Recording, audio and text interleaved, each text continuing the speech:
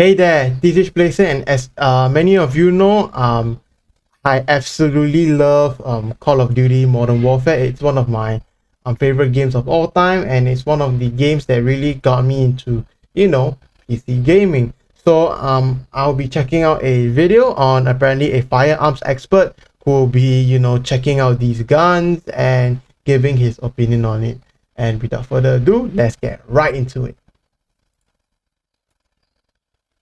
Okay, let me just.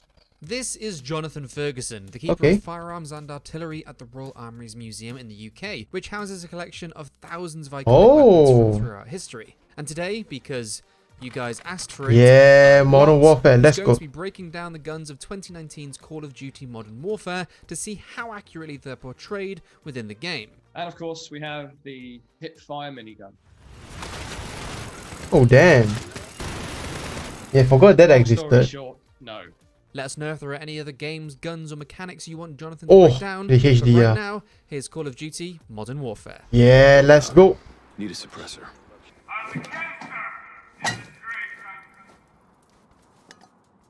That'll do it. Okay, first pause.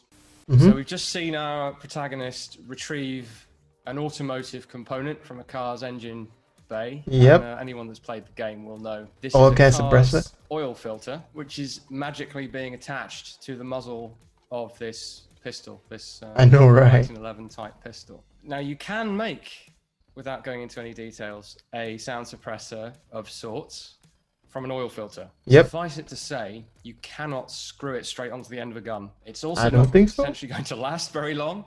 It's not going to be very efficient as a suppressor. The amount of sound suppression you're going to get from this is going to be relatively minimal. People will still hear a gun going off. Good eye. The sound suppressor is also far too quiet. Yeah, not no like shit. Hollywood pew pew. There's a bit of meat to the sound there, but for gameplay purposes, obviously it's quite muted. Yeah. What this repurposed bit of equipment could provide. I'm set. Shoot the left toe. Awesome. So we've switched now to the infamous Deagle with the same oil filter sound suppressor on it. Sound suppressors on Desert Eagles are rare, shall we say, True. because there isn't much point to the Desert Eagle in the first place. Making it quieter is not usually something people want to do. Mm-hmm. Enemy helicopters! Oh, wow. Oh, wow, that quick scope though. This was a surprise when I was playing through the game myself. We have the German Kar-98K rifle, carbine, of the Second World War. And we have it fitted with a sniper scope. This is a genuine configuration of the Second World War period. There's quite a strong tradition in Call of Duty, of course, of callbacks to the old World War II. And Yeah, because those are, if I'm not wrong, that's the first games, first few games were made, in the World War II setting. So seeing a Kar-98K in the campaign is almost expected, but obviously in context you think, well, why we're in a modern conflict zone here, why do we have this Second World War bolt action There's rifle? a lot of it. It's not completely implausible. These pretty robust, well-made, powerful, capable rifles are still around. They have been used, certainly in Afghanistan. They have been used to engage allied forces with, so they're definitely a real threat. Where I mean they made a lot of them, like even the M1 Garands, the Kar-98Ks, the Russian Mosin Nagant, they're still being in service today from what I know, which is absolutely insane. And yeah.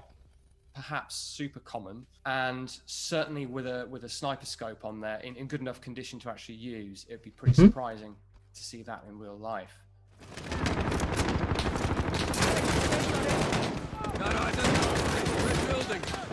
So we've seen our first use there of what's called in the game the Odin 12.7mm 50 caliber assault rifle. 50 caliber assault rifle feels like a contradiction in terms, but True. In case anyone isn't aware, this is a real weapon. Wow. A Russian design known as the Aish-12. This thing is developed for the FSB, the successor to the KGB. So specifically developed for people that need to counter terrorism.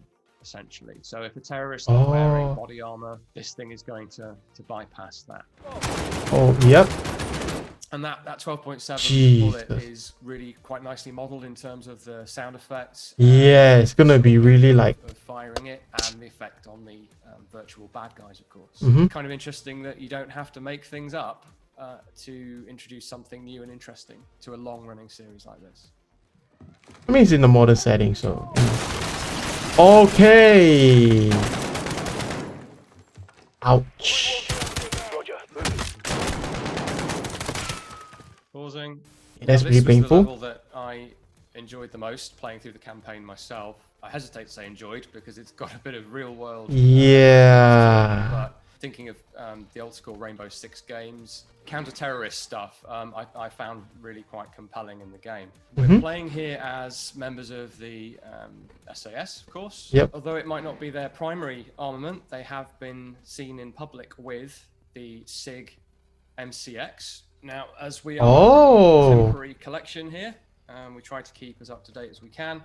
We do actually have an example of the SIG MCX. So just like in the game, and it's a pretty faithfully modeled weapon. Caliber, the basic configuration of the receivers is pretty spot on. It's a very modular weapon, which fits Duty's modular approach with the gunsmith. True. I mean, also in like militaries, you want to, be able to modularize stuff so that you can fit certain things for certain jobs. Of how you configure the weapon in different ways. That makes more sense with a modern weapon like this than it does with some of the others that are in the game. I guess so. The M4, I think, the M4A1.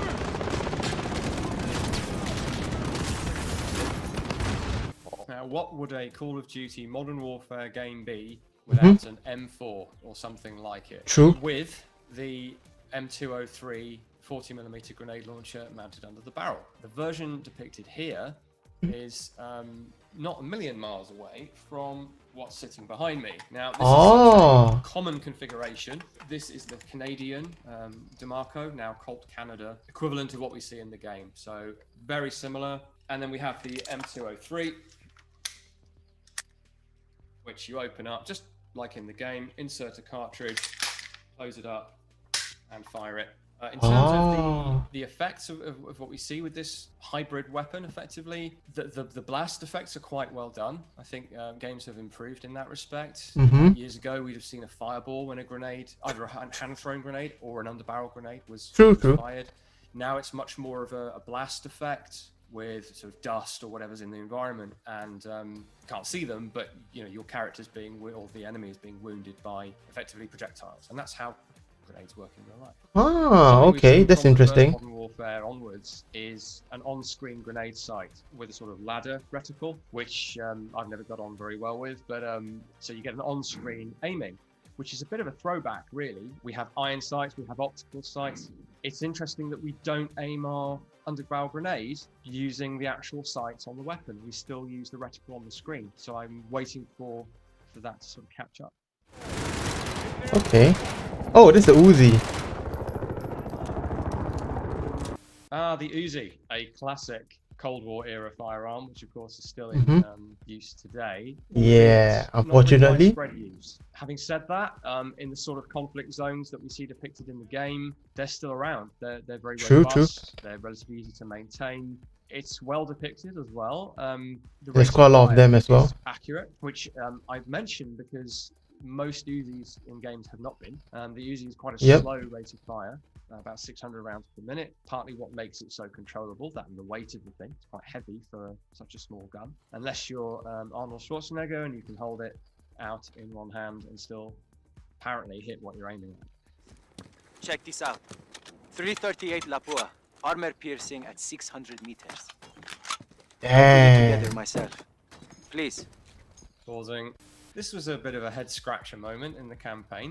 When I came across the HDR, I thought I'd blip sideways into Advanced Warfare or something, because it's a very futuristic, on the face of it, wacky looking rifle. The guy says he made it himself, which is impressive. I should say that's Yeah. completely plausible for many weapons. True, In true. particular in the Khyber region of Pakistan, as some people will already know, firearms are made on relatively basic tooling, Oh, sometimes by wow. hand, and they are rebuilt from factory-made assemblies and components as well. So the idea of someone in this sort of transitional Middle Eastern, South, sort of Asian area of the world, or indeed elsewhere in the world, being able to make a gun himself is completely plausible, but it just doesn't kind of jibe with the visuals. This thing is clearly some sort of advanced, and as he says himself, 338 Lapua Magnum sniper rifle, Yeah. precision weapon. But it was a nice moment in the campaign because you feel like you've got this thing that has the power and the precision to take on these vehicles Yeah. that are attacking.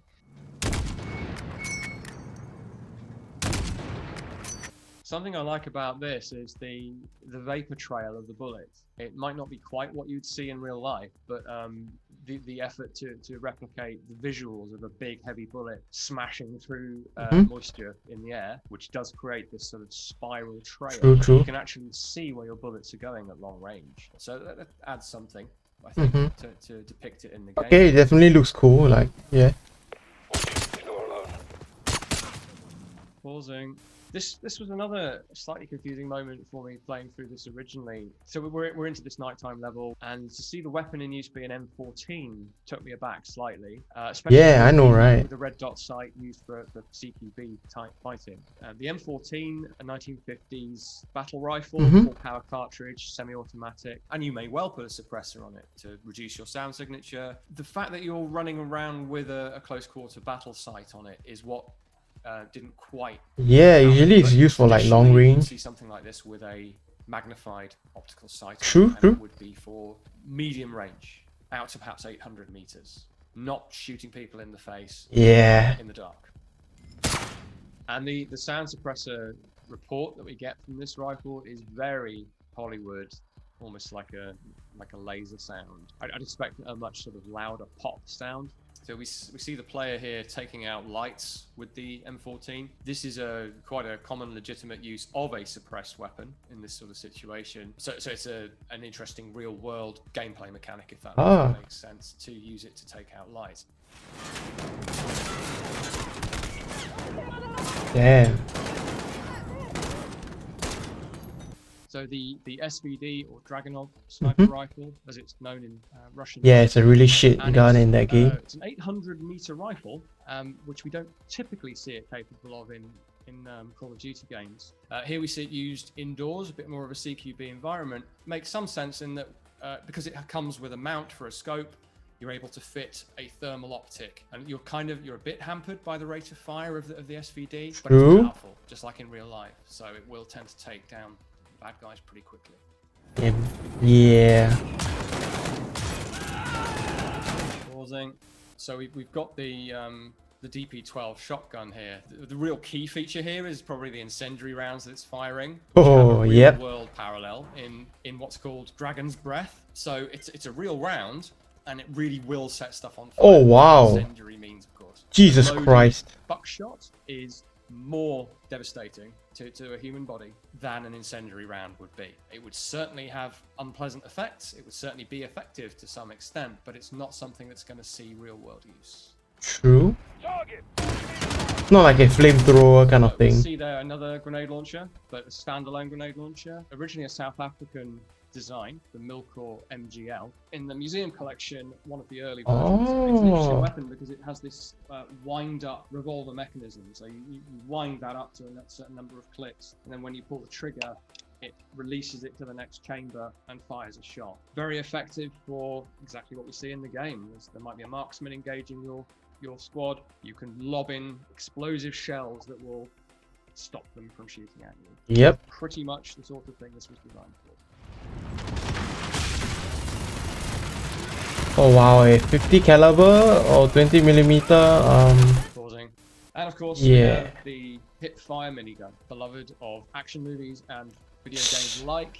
I've been fortunate enough to hold the rig from Predator and Terminator 2 once when on a trip to the States. Long story short, no. as it turns Yeah. out, slightly more plausible than I ever believed. Somebody has loaded one up and fires it. You can find the video on YouTube. And a handful of rounds go roughly where he wants, which is a handful more than I Yep, thought. because the You know, I thought recoil. it'd be one round vaguely in the target area, and then the recoil of 3,500 to 5,000 rounds per minute. Jesus I think it's higher than Christ. what we see in the game. Would just swing you off to the side. You can do it, but you need a battery pack. So you need wires trailing back to a 24-volt battery, I think. I know, it is. right? You need tremendous amounts of ammunition. You cannot carry all of that around unless you are a T-800 or Jesse Ventura. True, true.